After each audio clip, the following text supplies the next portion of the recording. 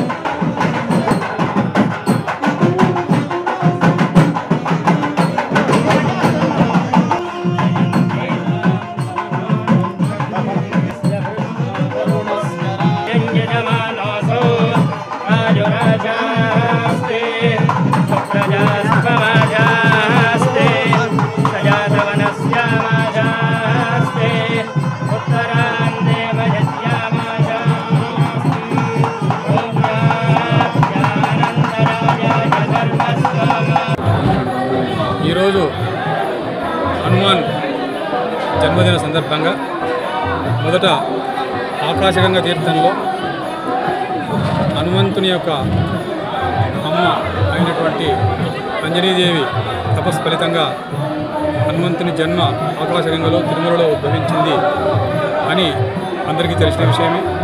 అక్కడ బాలాంజనేయ స్వామి వారికి అంజనీదేవికి ఈరోజు పొద్దునే 8 గంటలకు అభిషేకం చేయడం జరిగింది. అభిషేకానంతరం ఇప్పుడు అర్చన కూడా జరుగుతుంది. తర్వాత జాపాలి తీర్థంలో త్రేతాయుగంలో జాపాలి మహర్షి అయోధ్య నుంచి తపస్సు చేసుకోవడానికి తిరుమల కొండకు వచ్చి తపస్సు చేస్తూ ఈ జాపాలి తీర్థంలో హనుమంతుల వారు ప్రత్యక్షమై ఆ హనుమంతుల వారి ప్రత్యక్షమైన సందర్భంగా హనుమంతుల వారి ప్రత్యక్షాన్ని పురస్కరించుకొని జాపాలి మహర్షి ఇక్కడ హనుమంతుని విగ్రహాన్ని ప్రతిష్ఠించారు. త్రేతాయుగం నుంచి జాపాలి క్షేత్రంలో హనుమంతుడు విశేష పూజలు అందుకుంటున్నాడు.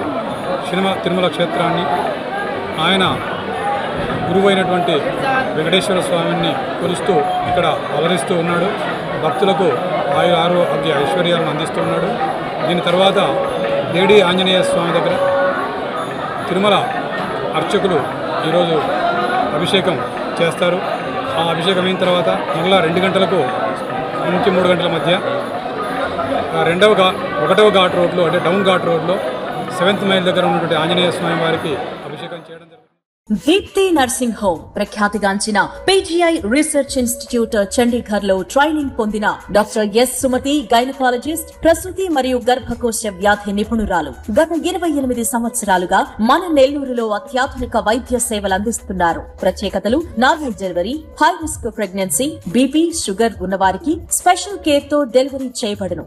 గర్భసంచి పుండ్లకు, నీటి బుడగలు, PCOD మరియు ఋతుచక్ర సమస్యలు ఉన్నవారికి ఆపరేషన్ లేకుండా క్రయో మరియు మందుల ద్వారా నయం చేయబడును. పిల్లలు లేని వారికి ప్రత్యేక చికిత్స ఇవ్వబడును. అత్యాధునిక వసతులతో operation theatre, laparoscopy, hysteroscopy, colposcopy మరియు క్రయోథెరపీ కలదు. అన్ని రకాల లాప్రోస్కోపిక్ ఆపరేషన్లు చేయబడును. మా వద్ద అన్ని కంపెనీల హెల్త్ ఇన్సూరెన్స్ సౌకర్యం కలదు. సంప్రదించండి డాక్టర్ ఎస్ సుమతి, ప్రసూతి మరియు గర్భకోశ వ్యాధి నిపుణురాలు. Doctor S Lokanatham, general vascular surgeon, Deepthi nursing home, Madhura sweets ఎదురుగా, బృందావనం, నెల్లూరు.